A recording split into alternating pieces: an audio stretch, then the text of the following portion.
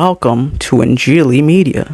कुछ अर्सा पहले हमने इंजीली मीडिया पर एक वीडियो अपलोड किया था जिसका थीम ये था कि यहूदियों ने मसीह को अपना निजात दहिंदा क्यों ना कबूल किया। चूंकि क्रिसमस का सीजन है, लिहाजा हम इसी हवाले से यहूदियों के खुदावंद यीशु मसीह की विलादत के हवाले से जो यहूदियों के एतराजात हैं उनका जायजा लेंगे और देखेंगे कि इनके क्या मुमकिन जवाबात हैं। सबसे पहले तो यहूदियों का जो मसीहा है, मसाया है, जिसको वो अपनी अबरानी जबान में मल्लाख मशाया कहते हैं, यानी कि बादशाह मसीहा। तो सबसे पहले तो यहूदियों के नजरिए के मुताबिक या अकीदे के मुताबिक मसाया का आना दाऊद की जिस्मानी नस्ल से तय है कि दाऊद की जिस्मानी नस्ल से मसाया आएगा, ना कि जैसे मसीही कहते हैं कि खुदावंद यीशु मसीह का कोई जिस्मानी बाप था ही नहीं। तो अगर खुदावंद यीशु मसीह का कोई जिस्मानी बाप ना था तो वो किस तरह से दाऊद की नस्ल से, गोया जिस्मानी नस्ल से ताल्लुक रख सकते हैं। तो इस हवाले से हमने पहले भी एक वीडियो अपलोड किया है, आप उसे देख सकते हैं। दूसरी बात यह है कि यहूदी कहते हैं कि मसीहा के या मसाया के आने की कोई मखसूस टाइम लाइन नहीं है।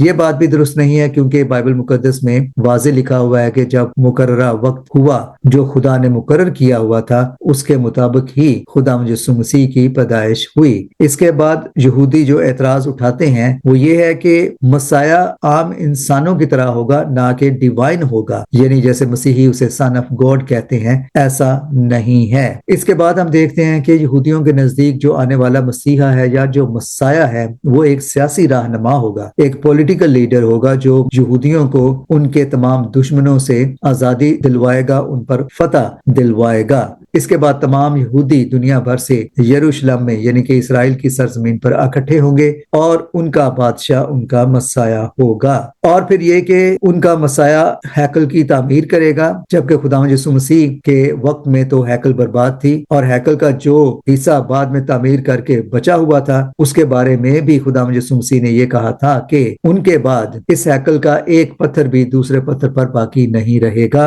और जैसे कि हम जानते हैं कि खुदावंद यीशु मसीह के आसमान पर उठाए जाने के बाद 70 एडी में हैकल बर्बाद हो गई। इसके बाद हम देखते हैं कि यहूदी ये कहते हैं कि जैसे कि यिर्मयाह नबी के सहीफे में लिखा है 33 बाब की 5वीं और 6ठी आयत में कि मसाया के वक्त के दौरान हर तरफ अमन ही अमन होगा और कहीं कोई जंग ना होगी। तो यहूदी ये कहते हैं कि खुदावंद यीशु मसीह के वक्त पर तो वो गुलाम थे और उन पर रूमी हुक्मरान थे और वो नहायत ही कसम पुरसी की हालत में थे और उनके लिए तो ये जंग का सा ही माहौल और समा था, लिहाजा उनके लिए कहाँ अमन और सलामती थी। लिहाजा खुदावंद यीशु मसीह तो उनके मसाया नहीं हो सकते, क्योंकि उनके वक्त में ऐसा अमन और सलामती उन्हें कब हासिल था। इसके बाद यहूदी ये भी कहते हैं कि तमाम कौमें उनके मसाया के दौर में यरूशलेम में ही उनके खुदा की इबादत करने को आएंगी, यानी कि सब कौमें बनी इसराइल के खुदा की ही इबादत करेंगी, यानी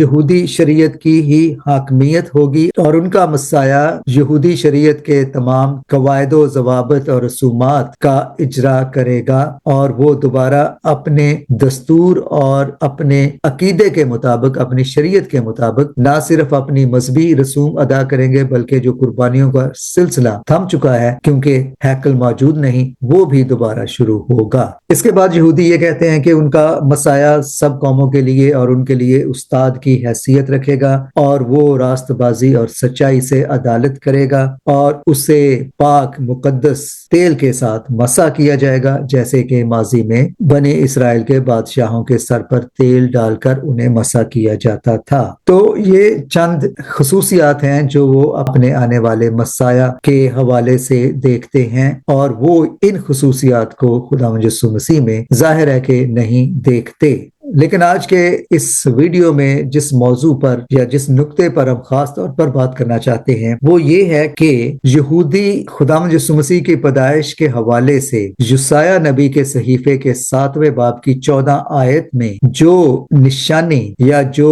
पैगाम आने वाले मसीहा के हवाले से, मसाया के हवाले से दिया गया है वो ये है कि एक कंवारी हामला होगी। अब यहूदी ये कहते हैं कि मसीहियों ने जानबूझकर इस आयत آیت کا عبرانی زبان سے لاطینی اور پھر انگریزی اور پھر دنیا بھر کے زبانوں میں کنواری ترجمہ کیا ہے، جبکہ اس کا ترجمہ ان کے نزدیک کنواری نہیں بلکہ ایک نوجوان عورت بنتا ہے، یعنی کہ ایک نوجوان لڑکی جو شادی کی عمر کو پہنچ چکی ہو۔ تو وہ جیسس کرائسٹ کی ورجن برتھ کو لے کر اس بات پہ بہت بڑا اعتراض اٹھاتے ہیں کہ ان کے مطابق چونکہ مریم شادی سے پہلے حاملہ ہو گئی تھی اور انہوں نے ایک بچے کو جنم دیا تھا جسے مسیحی کہتے ہیں کہ وہ خدا کے روح سے پیدا ہوا، لہٰذا وہ خدا کا بیٹا ہے، لیکن یہودی اسے اب آپ سمجھ سکتے ہیں کہ کسی اور رنگ میں ہی دیکھتے ہیں۔ تو ان کے مطابق چونکہ آنے والا مسیح جسمانی لحاظ سے داؤد کی نسل سے ہونا ہے، لہٰذا وہ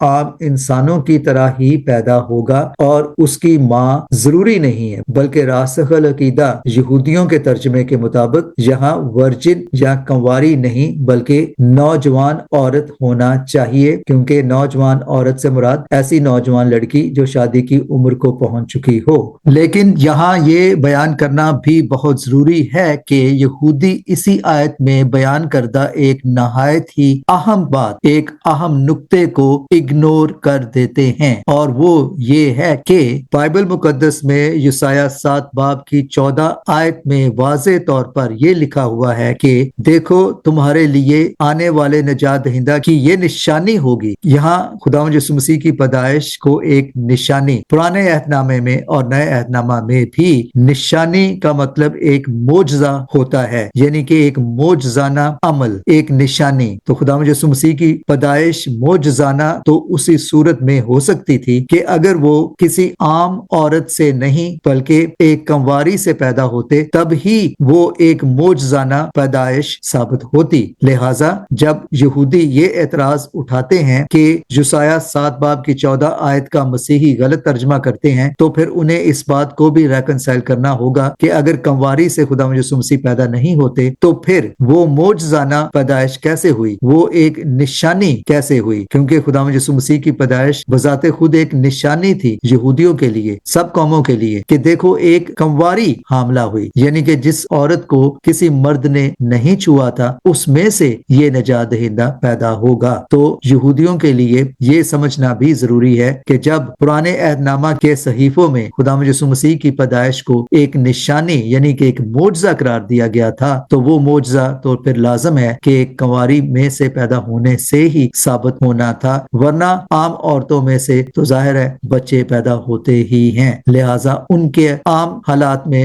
بچے کو جنم دینا تو کوئی معجزہ نہیں ہوتا، جیسا معجزہ خداوند یسوع مسیح کی کنواری سے پیدا ہونے سے پورا ہوا تھا۔ تو یہ ہے وہ نقطہ جس پہ یہودی ہم مسیحیوں کے ساتھ اختلاف رکھتے ہیں، لیکن ہم مسیحیوں کے لیے یہ کس قدر خوش نصیبی کی بات ہے کہ ہم جو کہ غیر یہودی ہیں، جینٹائلز ہیں، ہم پر خدا کا کیسا فضل ہوا، کیسا رحم ہوا کہ ہمیں یہ نصیب ہوا کہ ہم اس نجات دہندہ کو، اس مسیحا کو، اس مسیح کو قبول کریں جن کو ان کے اپنوں نے نہ تو پہچانا اور نہ ہی قبول کیا۔ تو ایک بار پھر یہ کرسمس سیزن تمام مسیحیوں کو اور خداوند یسوع مسیح پر ایمان رکھنے والے اور انہیں پیار کرنے والوں کو مبارک ہو۔ Wishing everyone once again a very Merry Christmas and a blessed New Year.